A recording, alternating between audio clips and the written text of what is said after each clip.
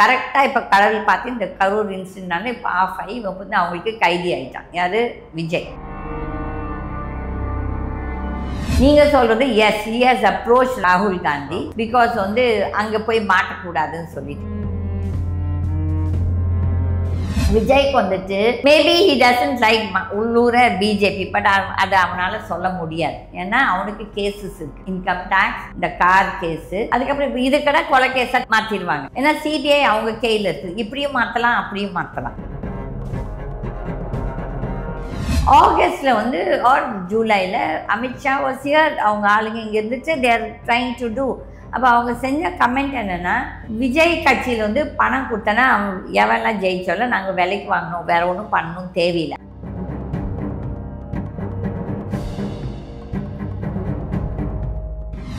எடப்பாடி அவர்கள் அவங்களோட கூட்டத்தில் அந்த கொடி இவங்களே தூக்கி பிடிச்சி கூட்டணி இது தெரியுதா அப்படின்ட்டு ஒரு லீடு கொடுத்ததை வந்து பார்த்தோம். இன்னொரு சைடு இது ஆக்சுவலாக பிஜேபி டிவிகே கூட்டணி போகிறாங்க அப்படின்ட்டு டிஎம்கே சார்ந்த ஊடகங்களில் மட்டும்தான் தொடர்ந்து இந்த நரேட்டிவ் வச்சுட்டு இருக்காங்க. பட் நிறைய அஃபிஷியல் ரிப்போர்ட்டாகவே நிறைய ஜேர்னலிஸ்ட் வந்து எடுத்து பேசினதுன்னா, காங்கிரஸும் டிவிகேவும் ராகுல் காந்தி வந்து தனிப்படையாகவே வந்து பேசினதா விஜய் கிட்ட தொகுதியே கிட்டத்தட்ட பேசியிருக்கிறதா ஓரளவு ஃபைனலைஸ் பண்ணதா ஒரு விஷயங்களை வந்து சொல்கிறாங்க. இதை எப்படி வந்து பார்க்குறீங்க? ஆக்சுவலாக வாய்ப்புகள் கூட இருக்குது. ஏன்னா ராகுல் காந்தியும் விஜயும் இதுக்கு முன்னாடியே இதுக்கு முன்னாடியே ஒரு தடவை ரொம்ப வருஷம் சந்திச்சிருக்காங்க. அது இல்லை நான் சொல்ல மாட்டேன். இதை எப்படி வந்து பார்க்குறது? இல்லை, நான் எடப்பாடி தான் சொல்கிறாரு டிவிகே வருது, நான் டிவிகே சைடுன்னு சொல்ல மாட்டாங்க. இல்லை நான் சொல்கிறேன். ஃபர்ஸ்ட் வந்துட்டு இந்த 2 வருஷமாக விஜய் ஆரம்பித்த உடனே நான் என்ன சொன்னேன், இது வந்து he is a B team of BJP. Okay, இதே BJP H Raja is officially is in a big post. அப்போது அந்த டைமில் ஈஸி. அப்போ அவர் என்ன சொன்னார், கொச்சப்படுத்தினார், ஜோசப் விஜய் கிறிஸ்டியன் இப்படி அப்படின்னு சொல்லிட்டு நக்கல் பண்ணி பேசினார்.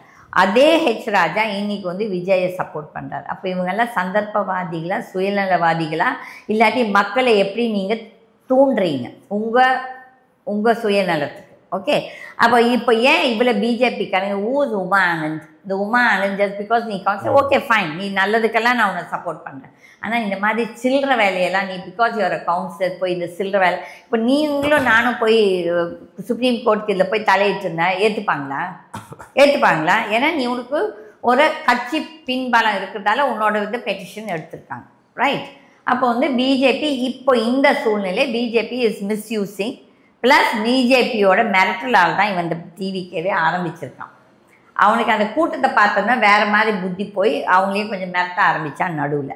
கரெக்டாக இப்போ கடவுள் பார்த்து இந்த கரூர் இன்சிடென்ட்னால இப்போ ஆஃப் ஆகி இப்போ வந்து அவங்களுக்கு கைதி ஆகிட்டான். யார்? விஜய். நீங்கள் சொல்கிறது எஸ், ஹி ஹஸ் அப்ரோச் ராகுல் காந்தி பிகாஸ் வந்து அங்கே போய் மாட்டக்கூடாதுன்னு சொல்லிட்டு. இப்போ நான் ஃபார் சிம்பிள் எக்ஸாம்பிள் நான் சொல்கிறேன். சசி தரூர் இப்போ வந்து காங்கிரஸில் அவருக்கு கொஞ்சம் ப்ராப்ளம் இருக்குது. ஏன்னா மோடி வந்து அவரை கூப்பிட்டு இந்த வெளிநாட்டுக்கெல்லாம் போய், ஏன்னா இஸ் அ குட் ஸ்பீக்கர்னு சொல்லி அவரை வச்சு யூஸ் பண்ணாருன்னா அவர் கட்சியில் ஸ்பீக்கர்ஸே இல்லை. நிர்மலா சீதாராமன் எல்லாம் பார்லிமெண்ட்டில் தான் பவுன்னு பேசுது. பட் வெளிநாட்டில் போய் பவுன்னு பேசிட்டுமே போய் இம்ப்ரெஸ் பண்ணிக்கலாம்ல மக்களை, வெளிநாட்டு அவங்கள நாட்டுகளை இந்த மாதிரி ஐயோ இந்த சிந்தூர் இது இப்படி ஆச்சுன்னு சொல்லிட்டு. அப்போ they took advantage of Shashi Tharoor. Shashi தரூருக்கு இப்போ என்ன இக்கட்டான சுச்சுவேஷன் வந்து, தட் இஸ் காங்கிரஸில் அவருக்கு இப்போ மரியாதை இல்லை. அவரும் தப்பு பண்ணியிருக்கிறார். என்னென்னா ஒரு கட்சி ஒரு நிலைப்பாடு அவங்க தலைவர்கிட்ட சொல்லிட்டு போயிருக்கணும். பட் ஏதோ பிகேம் அ பலிக்கடா பிகாஸ் என்னென்னா அவருக்கு ஒரு கேஸ் இருக்குது, அவங்க சம்சாரத்தோட மர்டர் கேஸ், அவர் செத்து போன கேஸ். அப்போ வந்து அதை வச்சு பிஜேபி அவரை மிரட்டுது. But Shashi Tharoor doesn't wants to join BJP. Okay, but வந்து அவருக்கு என்னென்னா அவங்க மிரட்டல் பண்ண இது உண்மை. Because I am a witness to it. I was called, I went for a meeting Shashi Tharoor. அப்போ வந்துட்டு அவருக்கு வந்து வேறு எதனா ஒரு கட்சியை வச்சு அரசியல் பண்ணோம். அப்போ என்னோடய ஸ்வதந்திரா பார்ட்டி அவங்களுக்கு வந்து ராஜாஜியோட பார்ட்டி அந்த பிரின்சிபல்ஸ் பிடிச்சின்னு சொல்லிட்டு, பட் ஓப்பனாக என்கிட்ட எதுவுமே கேட்கல. நான் சும்மா I was there in the meeting. அப்போது அதே சூழ்நிலை தான் இன்றைக்கி விஜய்க்கு. என்னென்னா விஜய்க்கு வந்துட்டு மேபி ஹி டசன்ட் லைக் உள்ளூர பிஜேபி, பட் அதை அவனால் சொல்ல முடியாது. ஏன்னா அவனுக்கு கேசஸ் இருக்குது, இன்கம் டேக்ஸ், இந்த கார் கேஸு, அதுக்கப்புறம் இப்போ இது கடை கொலை கேஸாக மாற்றிடுவாங்க. ஏன்னா சிபிஐ அவங்க கையில் இருக்குது. இப்படியும் மாற்றலாம், அப்படியும் மாற்றலாம். ஸோ ஐயலி அந்த ஒரு இதில் போய் அவன் ராகுலை கான்டாக்ட் பண்ணிக்கலாம், இது பண்ணிக்கலாம். But I don't think so ராகுல் ஹேஸ் ஒரு பெரிய இன்ட்ரெஸ்ட் காமிச்ச மாதிரி தெரியல. ஏன்னா எல்லோரும் என்ன சொல்கிறாங்கன்னா, ஹீ ஸ்போக் டு ஸ்டாலின். நம்ம அதுக்கப்புறம் தான் அவங்க இது குவைட் ஆகிட்டாங்கன்னு சொல்லிட்டு ஒரு side of the Delhi version. இது எல்லாம் எவ்வளோ உண்மைன்னு சொல்லிட்டு யாருக்குமே தெரியாது. ஆனால் பிஜேபி லைக் அப்படியே பகிரங்கமாகவே வந்து இந்த பெட்டிஷன்ஸ் போட்டவங்களாம் யார்? உமா ஆனந்த், ஜிஎஸ் மணி. ஓகே, அப்போ வந்து உங்களுக்கு என்ன அவ்வளோ ஒரு ஆர்வம் இதில்? அங்கே நடந்தது தப்பு, கொலை பண்ணுதோ இல்லை, இது கொலை தான், நீ தப்பு பண்ணதால தான் இந்த சாவு நடந்தது. அப்போ வந்துட்டு இதுக்கு எதுக்கு எல்லாம் வரி கட்டிட்டு வந்து உட்காந்துட்ருக்கானுங்க இந்த பிஜேபியில்? இன்றைக்கி வந்து விஜய் கிறிஸ்டினா தெரியலையா, ஜோசப் விஜயா தெரியலையா, அந்த ஹெச் ராஜாக்கு?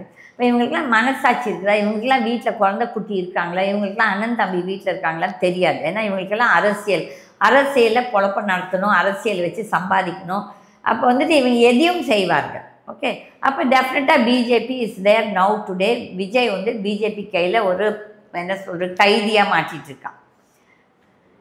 இந்த எடப்பாடியை பொறுத்தவரையிலும் எடப்பாடிக்கு வந்து தனக்கே இப்படி ஆடிட்டுருக்குது. டெஃபினட்டாக நான் முதல்லேருந்தே சொல்கிறேன், எந்த ஒரு கட்சியும் பிஜேபியோட அலையன்ஸ் போட்டால் அந்த கட்சி செத்து போகும். இது நான் இன்றைக்கி சொல்லலை, நான் முதல் நாள்லேருந்தே சொல்லிகிட்ருக்கேன்.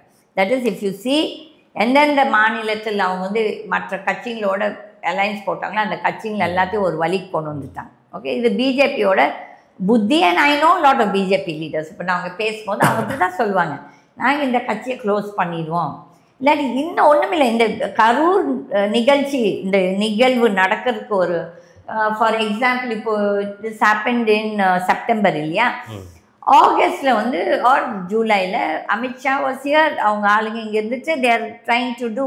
அப்போ அவங்க செஞ்ச கமெண்ட் என்னென்னா, விஜய் கட்சியில் வந்து பணம் கொடுத்தனா எவெல்லாம் ஜெயிச்சாலும் நாங்கள் விலைக்கு வாங்கணும், வேறு ஒன்றும் பண்ணணும் தேவையில்லை. ஆனால் கடவுளாக பார்த்து அவங்களுக்கு இந்த ஒரு டப்புன்னு இந்த பணமரத்துக்கு கீழே உட்காரும் போது விழுந்த மாதிரி நிகழ்வு நடந்திருக்குது. எது? கரூர். ஸோ அதில் இவன் அங்கே கைதி ஆகிட்டான். யார்? விஜய். இந்த எடப்பாடியை பொறுத்த வரையிலும் எடப்பாடி வந்து கட்சி மட்டும் நம்ப முடியாது. அந்த ஆள் பிஜேபியோட இருப்பாரா இருக்க மாட்டார். ஏன்னா இப்போ வேணால் இருக்கலாம், பிகாஸ் தாவாக்கா வருது, அவங்களுக்கு ஒரு பெரிய பில்டப் பண்ணிகிட்ருக்காங்க.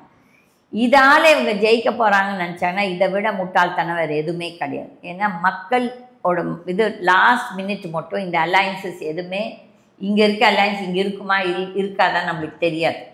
இப்போ டிஎம்கேவோட இப்போ ஒரு சில ஊடகங்கள், திராவிட ஊடகங்களெல்லாம் it's a done deal. Like எப்படி 2024 ஜான்வரியில் ராமர் கோவில் திறந்த உடனே எல்லாம் மெயின் ஸ்ட்ரீம் ஊடகங்கள் எல்லாம் என்ன சொன்னாங்க, it's a done deal, BJP 400 seats ஜெயிக்கும்னு சொன்ன கதை இங்கே திராவிட ஊடகங்கள் ஸ்டாலினுக்கும் டிஎம்கேக்கும் சொல்கிறாங்க. அதுவுமே தப்பு. என்னென்னா எது எப்போ நடக்கும்னு தெரியாது. இவங்க எதிர்பார்த்தாங்களே இந்த கரூர் நிகழ்வு நடக்கும்ன்ட்டு. ஐ திங்க் நான் சொல்லியிருக்கிறேன்னு நினைக்கிறேன் நம்ம பேட்டியில் ஆன்லைனில் பண்ணப்போ. இது வந்து எனக்கும் தெரியாது, நான் என்ன பேசுகிறேன் சம்டைம்ஸ் எனக்கு தெரியவே தெரியாது. You know this all beyond me. Okay, அப்போ வந்து நம்ம நேயர் ஒருத்தர் வந்துட்டு எனக்கு அன்றைக்கே 27th நைட் வந்து வாட்ஸ்அப்பில் அனுப்பிச்சிருக்காரு, Geeta madam what you have said has happen கரூரில் வந்து 30, அப்போ அந்த பையன் வந்து அப்போ 30 எவ்வளோ பேர் தான் செத்துருந்தாங்க. அப்போ அவன் தான் எனக்கு ஃபஸ்ட்டு மெசேஜ் அனுப்பிச்சேன். நான் வந்து ஆக்சுவலி ஒரு மீட்டிங் போயிருந்தேன், ஒரு ஓட் ஷோர் மீட்டிங்க்கு. ஓகே, அப்போ அதுலேருந்து வந்தோடனே சரி இந்த பையன் என்ன போடுறான்னு சொல்லிட்டு இந்த மெசேஜ் உடனே நான் யூடியூபெல்லாம் பார்க்கும்போது அப்போ தான் லைவாக வருது. இந்த விஜய் வந்து ஏர்போர்ட்டில் இந்த பேச்சு இது ஜேர்னலிஸ்ட் கேள்வி கேட்குறாங்க, இவர் பேசுறதுனா அவன் ரியாக்டே பண்ணாமல் போயிட்டுருக்கான். அப்போ நான் நினச்சேன் அடுத்த நாள் அந்த பையனுக்கு ஃபோன் பண்ணி கேட்டேன். அவன் சொன்னால் இல்லை நோ மேடம், நீங்கள் வந்து உங்கள் இன்டர்வியூவில் சொல்கிறீங்க இந்த மாதிரி கரூரில் பாரு என்ன நடக்க போகுதுன்னு சொல்லி பேசுனீங்கன்னு சொல்லிட்டு. அப்போ நான் சொன்ன நிஜமாக பேசினேன் நான் கேட்டப்போ அந்த பையன் அந்த சின்ன கிளிப்பை மட்டும் எனக்கு அனுப்பிச்சான். ஓகே, அப்போ வந்துட்டு யாரோ மூலிமா ஏதோ ஒன்று வெளியே வரும். இப்போ இவங்கெல்லாம் டில் கரூர் என்ன நினச்சாங்க, த ட்ரெண்ட் வாஸ் சம்திங் டிஃப்ரெண்ட். அப்போ பிஜேபியும் தாவாக்கா அவுட்ரைட்டாக இது லவ் கிடையாது.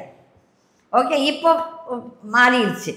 இப்போ வந்து டிசம்பர் இருக்குது, ஜான்வரி இருக்குது, ஃபெப்ரவரி இருக்குது, மார்ச் இருக்குது. ஈவன் நாளைக்கு எந்த தலைவர் உயிரோடு இருப்பான், எந்த கட்சி உயிரோடு இருக்குன்னு யாருக்குமே சொல்ல முடியாது. வந்து நாடு உயிரோடு இருக்குமான்னு நம்மளுக்கு தெரியாது. சடனாக ஒரு பெரிய பூகம்பம் வந்து எல்லாமே புஸ் ஆயிடுச்சுன்னா அப்போ வந்து அந்த தெனாவெட்டு நாங்கள் ஜெயிச்சிட போகிறோம், 400 சீட் ஜெயிக்க போகிறோம்னு சொன்னார், அதுவும் தெனாவெட்டு. இப்போ வந்து இந்த தாவாக்கா அதிமுக பிஜேபி அலையன்ஸும் ஒரு தெனாவெட்டு. எந்த ஒரு கட்சி பிஜேபியோடு சேர்ந்தோ டெஃபினட்டாக புஷ் ஆகிடும். அதுவும் தமிழ்நாட்டு மக்கள் வந்து அந்த அளவுக்கு முட்டாள் கிடையாது. பிஜேபி கண்டிப்பாக நிராகரிப்பாங்க, இது உண்மை. இதில் வந்து கேம் யார் விளையாடுறா? அண்ணாமலை அவன் ஒருத்தன். இப்போது அந்த டீம் ஒன்று வந்துச்சு எங்கள் டெல்லியிலேருந்து எம்பிஸ் கரூர். இந்த பொம்பளைங்களுக்கெல்லாம் அறிவு இருக்குதா? இவங்கெல்லாம் பொம்பளைங்களா? முதல்ல ஒரு அம்மா மனசில் லேடிஸை நம்ம என்ன அம்மான்னு தான் சொல்லுவோம். ஓகே, அவங்களுக்கு ஒரு மனிதாபிமானம் இருக்கணும். அங்கே மணிப்பூரில் பெண்கள் நிறைய பேர் ரேப் ஆனாங்க, அதை விட்டுடலாம். ஆனால் 2 பெண்கள் நிர்வாணமாக வந்து பரேட் பண்ணாங்க. அப்போ இந்த கவர்மெண்ட் ஆஃப் இந்தியா, இந்த மோடி, இவ்வளோ பேச மோடி, நீ சொல்கிற எங்கள் அம்மா, அப்போ உங்கள் அம்மா பற்றி பேசணும், நீ அழுகிற இல்லை. அப்போ அந்த 2 பெண்கள் நிர்வாணமாக எடுத்துகிட்டு போனப்போ இந்த கவர்மெண்ட் ஆஃப் இந்தியா, இந்த சனாதனம் பேசும் இந்த கவர்மெண்ட் எங்கே போனீங்க? இந்த பெண்கள் எல்லாரும் எங்கே போனாங்க? வானதி, அந்த தமிழிசை, ஹேமமாலினி, நிர்மலா, XYZ எங்கடி நீங்கள்லாம் போனீங்க? அப்போ தான் அந்த பொம்பளைங்க மனுஷங்க கிடையாதா? அது இந்தியா கிடையாதா? இது இப்போ இந்தியாவா? அப்போ வந்து நீங்களே இந்தியாவை பிரிக்கிறீங்க. ஒரு பக்கம் ஒரு கதை சொல்கிறீங்க, ஒரு பக்கம் அப்போ அது எந்த மாநிலம்? பிஜேபியோட ரூல் ஸ்டேட் மணிப்பூர். என்ன ஆக்ஷன் எடுத்தீங்க? 2 வருஷத்துக்கு யாருமே கண்டுக்கல. இப்போ தான் மோடி இந்த சீட்டெல்லாம் கம்மியாக வந்தோடனே he realises that is becoming unpopular. இன்றைக்கி மோடியை வந்து இவங்க நினச்ச பெரிய அந்த குதிரை ரேஸ் இதில் நம்ம போடுவோம், இந்த குதிரை தான் ஜெயிக்கும்னு சொல்லி பெட்கர், அந்த குதிரை இல்லை இப்போ மோடி. அதனால அந்த செல்வாக்கு கம்மியாச்சுன்னு தெரிஞ்ச உடனே மணிப்பூர் போகிற. அப்புறம் நீங்கள்லாம் மனிதர்களா? நீங்கள்லாம் தலைவர்களா? நீங்கள்லாம் நாட்டு மக்களுக்காக நலனுக்காக அரசியலுக்கு வந்திருக்கீங்களா? இல்லாட்டி உங்களுக்கு அரசியல் ஒரு பிஸ்னஸ்ஸா? அப்போ வந்து இந்த பெண்கள் பேசினது, இந்த எம்பிஸ் இவங்க எல்லாமே என்ன சொல்கிறது, நயவஞ்சகர்கள். இந்த வந்து இந்த முதல்ல கண்ணீர் விடுவாங்க சொல்லுவேன், இந்த க்ராக்கடைல் டியர்ஸ்ன்னு சொல்லி, அந்த மாதிரி தான் இவங்க எல்லோரும் பிஹேவ் பண்ணியிருக்காங்க. அதனால இப்போ இந்த ஆள் என்ன நினச்சிக்கிறான், தான் சிஎம் ஆயிடுவான்னு சொல்லிட்டு. ஏன்னா விஜய்க்கு எதனா பிரச்சனை வரும் இந்த இதால். பிஜேபி வந்து இந்த பிரச்சனையை வச்சு விஜயை மிரட்டும். வந்துட்டு ஒரு 4 பேர் ஏதோ கொடி அசைச்சதால் உடனே ஓஹோன்னு சொல்லிட்டு அது உன் கட்சிக்காரங்க தான் பண்ணியிருக்காங்க. அப்போ இதை விட கேவலம், இதை விட ஒரு அறிவு இல்லாத ஒரு மனுஷன் நம்மளுக்கு சிஎம்மாக வந்தால் இந்த நாடு எங்கே உருப்பட போகுது? இந்த 4 வருஷமாக அந்த அவனும் கொள்ளடிச்சு தான் போனவன். ஓகே, அவனுமே ஒரு கொலைகாரன், அவனுக்கு 7 கொலை இருக்குது. ஓகே, அப்போ இந்த மாதிரி ஒரு அரசியல்வாதிகளை வந்து நீங்கள் தலைவர்கள்னு சொல்லிட்டு மக்களுக்கு தான் இதெல்லாம் எல்லாமே நாங்கள் பேசுகிற மக்களுக்கு, இந்த கட்சிக்காரங்களுக்கோ இவங்களுக்கோ அவங்களுக்கோ கிடையாது. ஓகே, அப்போ வந்து இந்த மாதிரி மனிதர்களை நம்ம தேர்ந்தெடுக்கிறதால தான் இந்த வந்துட்டு நம்மளோட டெவலப்மெண்ட்டே குட்டி சாராது. இன்றைக்கி நான் ஸ்டேட்டோட கடன் எவ்வளோ? 8 to 9 lakh crores, 5 lakh crores. First 2 lakhs இருந்துச்சு, 2லேருந்து 5 to 6 வந்துச்சு. இந்த எடப்பாடி டு நோ ஸ்டாலின் வந்து 8 to 9 lakh crores. இது யார் இந்த பணத்தை கட்ட போகிறோம்? நீங்களும் நானும் தான். ஏன்னா நமக்கு தான் விலைவாசி ஏறப்போகுது, டேக்ஸ் ஏறப்போகுது, பவர் யூனிட் காஸ்ட் ஏறுது, ப்ராப்பர்ட்டி டேக்ஸ் ஏறுது, ரோட் டேக்ஸ் ஏறுது, எல்லாமே ஏறுது. ஓகே, அப்போ வந்து எதுக்கு இந்த மாதிரி பரதேசிங்க திருடர்களையும் நீங்கள் வந்து தலைவர்கள் என்று கூப்பிடுறீங்க? அவங்களை திருடனே சொல்லுங்கள். இவங்களுக்கு மரியாதையே வேண்டாம். இவங்களை மாண்பு மிகுன்னு கூப்பிடுறதே பெரிய பெரிய தவறு. இந்த மாற்றங்கள் எப்போ வரும்னா நம்ம மக்கள் மாறணும். மக்கள் வந்து யோசித்து இந்த மாதிரி அவங்கள தேர்ந்தெடுக்கக்கூடாதுன்னு நினச்சாங்கன்னா அன்றைக்கி நாடு உருப்படும். Start your career at KSG Institutions. Well infrastructure, 15 UG programs, 6 PG programs, 7 research programs, industry-based courses, nursing, catering, well-equipped laboratory, sports, yoga, NCC, NSS, many extracurricular activities.